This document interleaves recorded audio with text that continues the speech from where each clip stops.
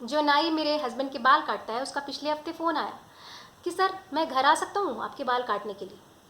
मेरे हस्बैंड ने कहा फ़िलहाल तो मेरी वाइफ ने किसी तरह मेरे बाल काट दिए। उसने कहा सर कहीं ऐसा तो नहीं होगा कि लॉकडाउन खुलने तक सबको अपने हाथ से बाल काटने की आदत पड़ जाएगी। डिज़ाइनर वियर वाली पायल को ये डर लग रहा है कि जब कोई शादी पार्टी में जाएगा ही नहीं तो कौन खरीदेगा उनके डिज़ाइनर कपड़े। मूवी थिएटर वालों को ये लग रहा है कि ये वायरस तो इतनी जल्दी जाने वाला नहीं, कौन आएगा थिएटर में मूवी देखने। डर इंसान की मानसिक और शारीरिक स्थिति को खराब कर सकता है, उसे तरह तरह की बीमारियां दे सकता है। किसी भी सिचुएशन में एक दरवाज़ा बंद हो जाए तो दूसरे रास्ते तलाशने चाहिए, हिम्मत के साथ और मेहनत के साथ। यही बता रही है ये सच्ची कहानी। मेजर डीपी सिंह ने 1995 में मिलिट्री एकेडमी ज्वाइन की। उनका बचपन बहुत ही कठिनाइयों में बीता। उनके पिता को स्कीज़ोफ्रेनिया नामक बीमारी हो जाने के कारण नौकरी से निकाल दिया गया। ये एक मानसिक बीमारी होती है जिसमें इंसान का बिहेवियर बहुत अजीब हो जाता है, उसे मूड स्विंग्स आते हैं और वो बहुत वायलेंट भी हो सकता है। बड़ी बहादुरी से उनकी माँ ने उन्हें और उनके पिता को संभाला। आखिर उनका मिलिट्री में सिलेक्शन हो गया। पर 1999 में जब कारगिल युद्ध छिड़ा तो वो उस समय बहुत बुरी तरह घायल हो गए जब एक बॉम्ब मात्र उनसे 1.5 मीटर की दूरी पर फट गया। उनकी बहादुर टीम ने उन्हें बचा तो लिया, मगर उनके शरीर का काफ़ी खून बह गया था और साथ ही उन्हें कार्डियक अरेस्ट भी आ गया। हॉस्पिटल पहुंचने पर तो एक डॉक्टर ने उन्हें मृत ही घोषित कर दिया, मगर संयोग से उसी समय एक स्पेशलिस्ट डॉक्टर आया और उनके केस को उन्होंने देखा और फिर से उन्हें रिवाइव कर दिया। पर उनके शरीर को बहुत ज़्यादा नुकसान हो चुका था। उनका एक पैर खराब हो गया था जिसे काटना पड़ा।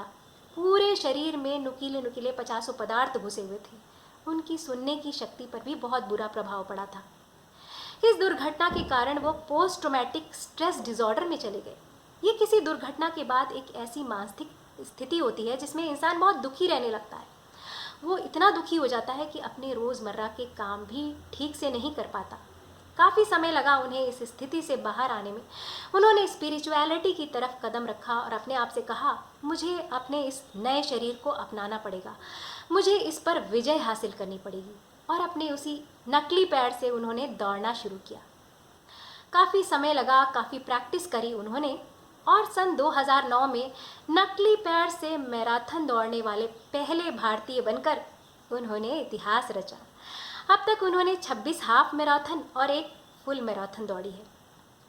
नकली पैर से अकेले स्काई डाइविंग करने वाले भी वो पहले भारतीय बने।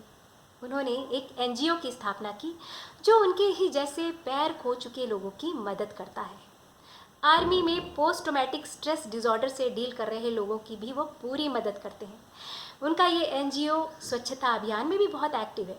उनका कहना है कि हमारा मिशन एबिलिटी पर ध्यान देना है, डिजेबिलिटी पर नहीं। और यही सिखाती है हर परिस्थिति कि जब एक रास्ता बंद हो जाए तो दूसरे को ढूंढने की कोशिश करना चाहिए। हिम्मत से, मेहनत से नए रास्ते पर चलने की आदत किसी भी परेशानी को हटाने का दम रखती है।